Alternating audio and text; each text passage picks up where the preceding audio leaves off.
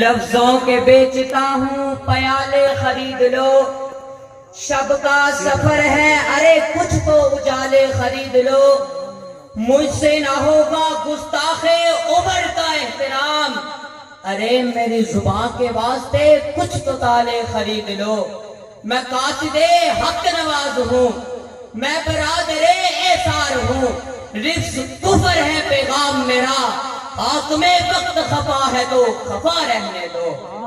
سامعین محترم، ختم نبوت کا تعلق عقیدے سے ہے اور مذہب اہل سنت والجماعت کا تعلق مدارسی پر ہے۔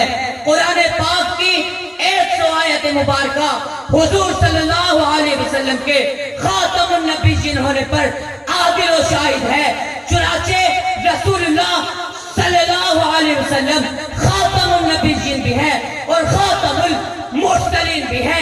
جی ہاں، یہ وہی پیغمبر ہے جس کے اندر آدم کا خلق، شیخ کی معرفت، نوح کا جوش تبلیغ، ابراہیم کا بلبلِ توحید، اسماعیل کے ساتھ اسحاق کی رضا، صالح کے فضاحت، لوط کی حکمت، موسیٰ کا جلال، ہارون کا جمال، یعقوب کی تسلیم و رضا، داؤد کے بعد ایوب کا صبر، یونس کی طاعت، یوشع کا جہاد، دانیال کی محبت، یوسف کا حسن و جمال، یحییٰ کی پاک دامنی، عیسیٰ کا تقویٰ ہو، غرض یہ کہ آدم سے لے کر عیسیٰ تک تمام انبیاء کی صفات جمع کرے تو میرا محبوب پیغمبر کا گلدستہ نبوت بنتا ہے۔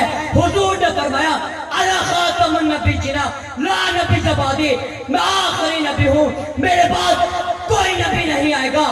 لو کان بعدی نبی لکانا، عمر ابن خطاب، اگر میرے بعد کوئی نبی آتا تو وہ عمر ابن خطاب ہوتا، لیکن نبوت و رسالت کے دروازے بند ہو چکے ہیں۔